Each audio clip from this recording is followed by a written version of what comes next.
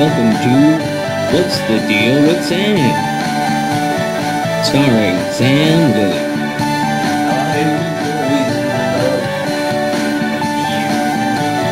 Join Sam as he discusses a wide variety of topics.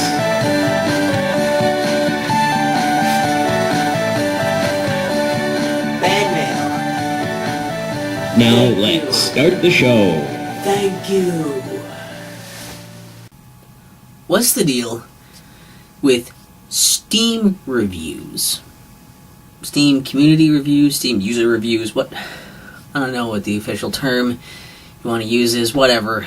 The reviews that you, the user, get to post on Steam. They show up on the store page and you can do the recommended or not recommended, and you have the whole review section to write about it, and then you can see other people's reviews and you can mark them as helpful or unhelpful. There's also an option you can click that says if you can mark it as funny. It does not go towards the helpful or unhelpful, it's just an aside thing that you can do, so you don't have to try to include it being funny as part of the, helpful or unhelpful thing. Yeah, that's a whole thing. Basically, this is the thing that's been happening, I guess. The Steam system has been getting some changes for those reviews. And there have been changes before, and I think I talked about them before a bit. What they're talking about doing now, though, is a thing where they're trying to, they're basically trying to stop people from influencing the rating of the reviews that are on there, because that's a big part of it.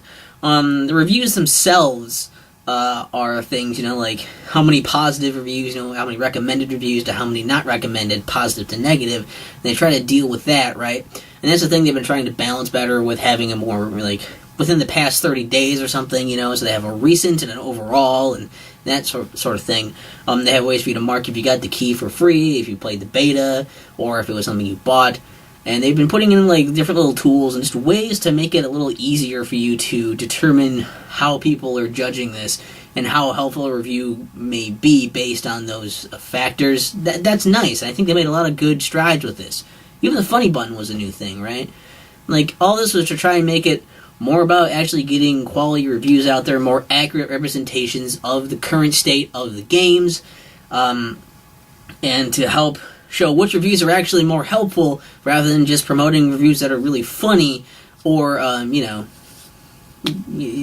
that's mainly was the thing with the funny button, and even that didn't really work so well because everybody just hit the thumbs up before when they thought the thing was funny, and since they just see the thumbs up and think it's oh, I like this, like a Facebook like or something, they still do that. Damage is already done, you can't really undo it, but it's at least mitigated a bit. See, this new system, what it's going to do, though, is try to make it so that people don't abuse the voting system on the helpful or unhelpful for other people's reviews. Basically, how you review reviews, in a sense. And,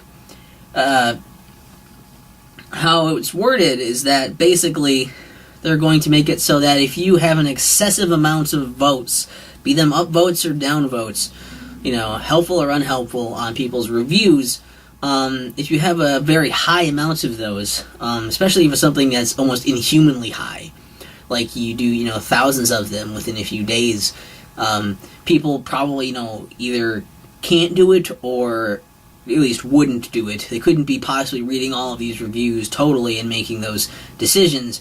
It's just not very likely and sometimes not even really possible.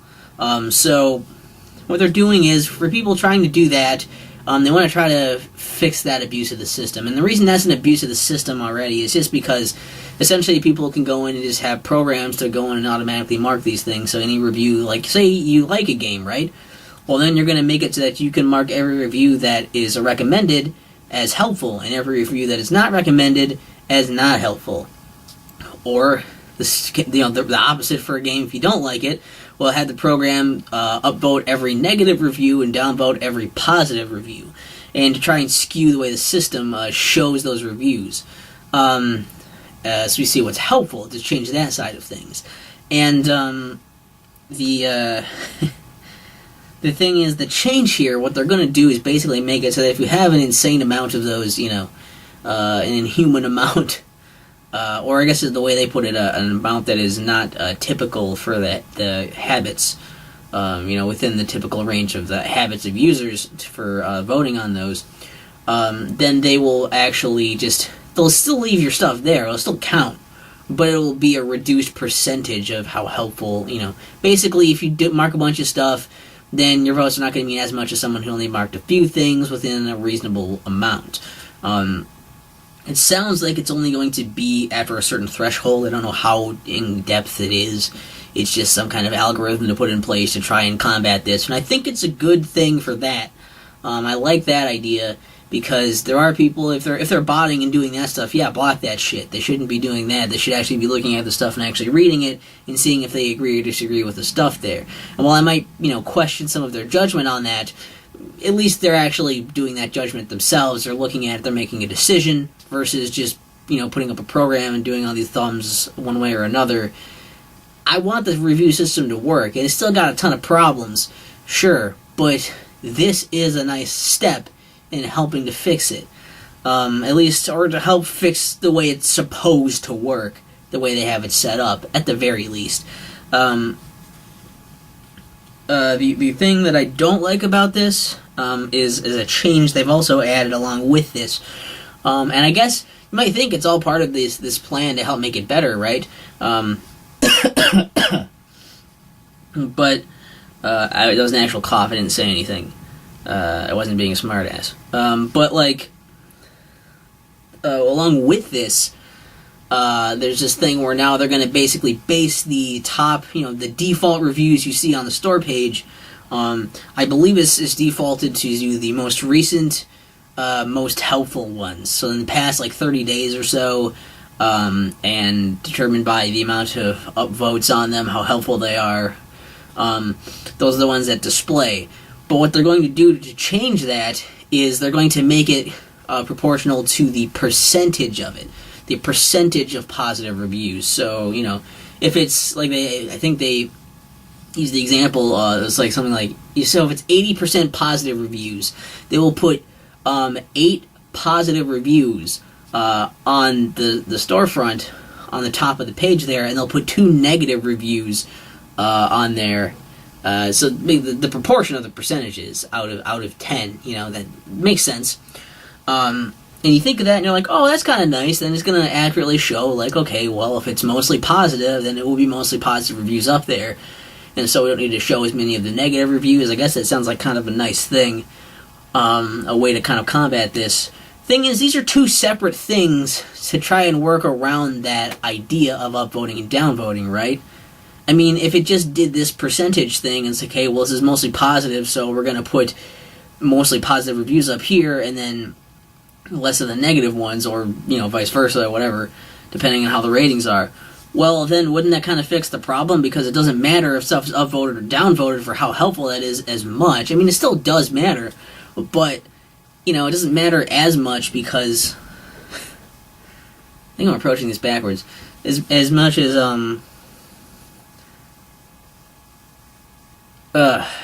wow, my brain just shut off. But it doesn't affect it as much, because I guess basically that way I guess is fine. Whatever. Forget what I was saying. Boy, this is embarrassing. Good thing I'm not going to edit this at all. Basically, these are 2 separate bits, and it's okay, so that thing sounds good for the positives, mostly positive, is going to show mostly positive things. But guess what I'm really saying is, I was just trying to spitball it, working both ways here as these 2 nicer things. I guess I don't know if marking these as helpful is necessarily going to... Oh, yes, I was going to say, I've saved it. I've saved my thought. So, if your stuff's really helpful or not, it doesn't matter. It's still going to show mostly positive stuff up there, right? And while it still affects that, it's still going to reflect your positive stuff up there, and it's not going to change what's displayed on the store page, right? It's not going to be a game that has mostly positive reviews, both overall and recent, but then have a bunch of negative reviews being near the top because they're the most helpful. That's probably not going to happen because, they're not going to display them because of the skewing of the rankings. I guess that's what I'm getting at. It doesn't matter if the people downvoted the shit out of your helpful review, your positive review, because they don't like the game. If there's still mostly positive reviews for it, that review is probably going to be up there if it still has more, than the other stuff. Or if somebody else's review, I guess, would get up there instead, who wasn't as targeted as hard, I guess, for that. You're not going to get rid of the amount of positive reviews up there. Though I think that method is not as good either. Because the thing that was kind of curious to me really is the idea that this first thing they proposed, and this is really where I was thinking, and I was just trying to backwards, reverse engineer that idea for this one as well. But that first idea of making the, the spam voters, making those still count, but count for less percentage of what's helpful and not helpful. Wouldn't that naturally fix the problem on the store page? I mean, like, if that's a big issue with how helpful reviews are, right? Then, like, fixing that would then mean that the most helpful ones are still going to be at the top, which means that typically the stuff that's the most helpful you would want at the top, regardless if it's positive or negative, regardless of if all the reviews are saying this game is amazing, if there are a few reviews who are saying why this game is bad, and they're really good at telling you what's wrong with the games, and people agree with that. A lot of people genuinely agree with that and vote that way. Shouldn't those still be up there, and shouldn't those still overwhelm the ones that are less helpful, even if they're of the more abundant opinion? Wouldn't that naturally just fix your issue anyways? And that's why the second bit is so strange to me, is that basically it's a way to make the storefront look better, I think is essentially what it is. The idea is, okay, so if a thing is mostly positive, then they can just throw mostly positive reviews up there. That kind of skews your perspective of it. Like, oh, it must be a good game. And then you might want to buy it more. And it makes it look like it's... Not only does it make the games look better for other companies, right? But it also makes it look good for Valve, because now they have all these games on the storefront that like have all these positive reviews, and look at all these great quality games on Steam, and it really just shows this overall lack of actually fixing a problem. And basically what they're doing is they're throwing up more algorithms because their other one wasn't working so well, so let's put up some more. And that's kind of their idea of fixing a problem, is to make another algorithm. Put up an algorithm for refunds, put up an algorithm for trading cards, put up one for, or multiple now, for all these other things, like put up the things for the reviews, put up an algorithm for, trying to find stuff. Basically what they did with, Steam Direct is now just the same thing that Steam Greenlight was, except that now just everything goes through an algorithm. It's more expensive to do it, and there's not really any human interaction to say, I want this or I don't want this, and it just kind of goes through. And again, it's just kind of this showcase along with this other stuff. It's all just, let's try to fix it without actually going in and doing something. And then, Steam support, whenever they get around to talking to you for something, who the hell knows when they'll get back to you. Because the Lord knows they don't want to actually interact with somebody to fix a problem. They just kind of want your algorithm to do it. Go look at our FAQs, try all this other stuff. Don't talk to me unless it really doesn't work, and then I'll think about it in a couple of weeks when I get back to you. I haven't had really any troubles with Steam support. I've just heard bad things. Luckily, I've only really had to use support for refunds, which is like an algorithm. It's just automated. It just goes through. But yeah, that's what all I'm really getting at with this, is that the Steam reviews, this change, well, it sounds good. I totally agree with that first part. I think that's a really good idea to try and lessen how many, these people who are botting and like that kind of thing. Maybe have a way to detect if they're botting. I don't know if you can even do that for voting on those things. I don't know. But to make it so that people who are abusing that system not be able to do it so effectively, while also having that contingency of like, well, the stuff still counts, but much less. So if you just happen to be very avid at using that, and you do kind of go over whatever the threshold is, where your stuff starts being worth less for, per vote, you're not totally being screwed out of the system. I think that's a good change. I think that the change on the storefront of how many positive to negative ones are displayed is kind of shady. It's kind of shady. You can still navigate through and change different filters to whatever the fuck you want in there, but by default you'll be seeing what they decide, those top 10 most recent and handpicked, and not handpicked, but just like algorithmically picked from most helpful and proportion of positive to negative. And I don't know, I feel like that part we didn't really need, but they're doing something with it, and I just hope that we end up with a more quality reviews that are getting the attention they deserve. And I would like to feel like if I post reviews on Steam, they're not just going to be downvoted into oblivion. They're not going to be just laughed at and not taken seriously, and that they're not going to get taken off the front page just because they don't meet necessarily a quota of well, you weren't one of the few of the majority of the votes, so yours didn't go up there. I don't know. It's something like first part, like second part. You get the idea. Sorry, this whole thing was kind of a train wreck because I lost my train of thought in the middle of it. That's kind of where the train got destroyed. I lost it and it got destroyed. So it's just not a good episode for trains. Not a good episode for trains. So what's the deal with trains? They're like planes with the ground. Fuck, that should have been an episode. What's the deal with